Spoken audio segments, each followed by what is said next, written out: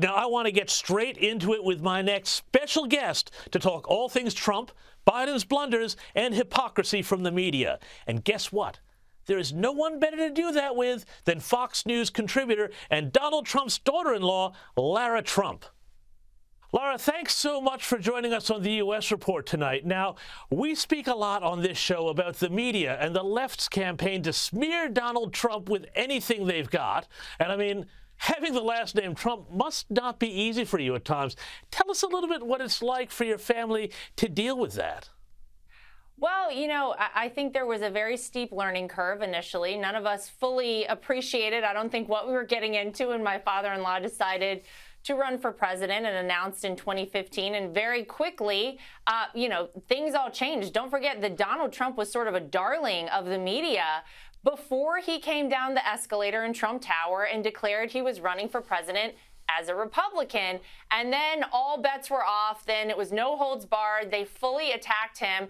And I think they thought they were going to take him down there very early on before any of the primaries in the 2016 campaign. Of course, we know what happened. He ultimately became president. And I think a lot of us in our family maybe very naively believed that once he was elected and became inaugurated as president of the United States, then people would all come together, especially folks in the mainstream media here in America, and say, this is our president, and if he's successful, then the country will be successful, so let's champion him. Oh, how wrong we were, of course. Like, I hear you laughing because it's a little ridiculous now in retrospect to see what has happened.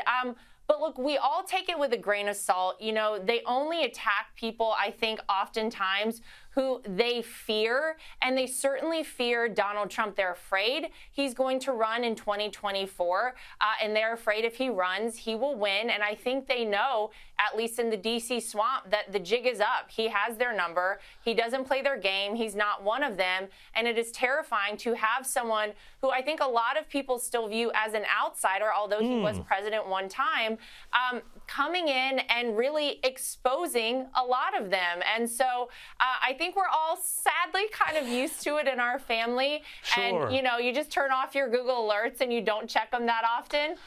But we all know that we're fighting for the right thing, and as is my father-in-law, every single day. And we hold our heads high and we sleep well at night because we know the truth. Well, good on you. But, the thing is, too, I think what we're seeing with this is that the media is losing some of their power because while they run a protection racket for the Democrats and Joe Biden, Americans are seeing the borders out of control, crime, especially in Democrat-run cities, out of control. I saw a poll where 1 out of 4 Americans are going to cancel Thanksgiving because of inflation. Are you seeing Americans really opening their eyes to what's happening beyond what the media, the mainstream media, is force-feeding them? Yeah, well, I mean, I think people's trust in the media, sadly, is at an all-time low here in America, and with good reason, because we've been lied to often by our media, people who call themselves journalists, and you have to put that in air quotes now, because it is such a joke sometimes. These people are obviously political operatives, and they're pushing forward their political ideology, and they don't really care what the truth is oftentimes. But yes, James, I think you're exactly right. What's happening here in America is, sadly, we've had to get here because Joe Biden and the Democrats have really turned the country in the wrong direction, and people's lives have taken a turn for the worse here. But people's eyes, I think, as you're saying, have been open. You cannot look the other way when you can't pay your grocery bill. You can't ignore the high gas prices. You can't ignore the crime. And let me tell you, it is everywhere in America. I was a week ago in New York, in a nice part of New York, and I looked out the window of the car I was in, and I saw a lady get mugged and her purse taken. I mean, it is everywhere. It is rampant. It is scary, and you can't hide these things. So as much as they would like to gloss it over in the mainstream media, people see it because they feel it in their everyday lives. They know that they are worse off now than they were the day that Joe Biden and the Democrats took control of our country.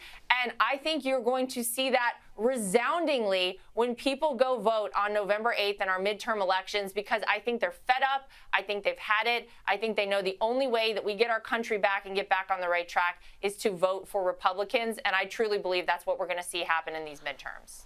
Yeah, and Lara, you mentioned New York. A lot of viewers know I'm from New York originally. That's my hometown, and what is playing out there is absolutely shocking. Bring back Rudy Giuliani, I say. But, on that question of what people are voting for, we're also seeing Joe Biden disintegrating in front of our eyes. Every day, every week, there seems to be some gaffe that can't just be explained by he's not great with words on the stump. Are people really concerned now that the president is not, fully all there?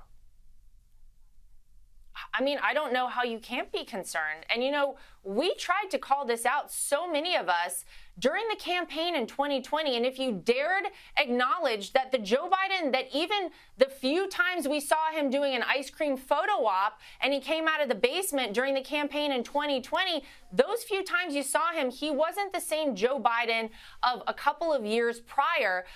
You would get attacked and you would get accused of making fun of him or making fun of his stutter or something along those lines.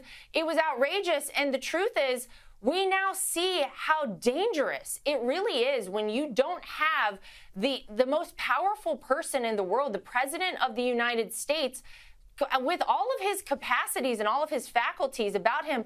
I think people in America are very concerned. This is a guy who very infrequently is in front of a camera. When he is on a teleprompter. We know that his wife, Jill Biden, was upset the other day because his staffers didn't pull him away from the media quickly enough for her liking. So everyone can see it. It is an embarrassment for America. It weakens America.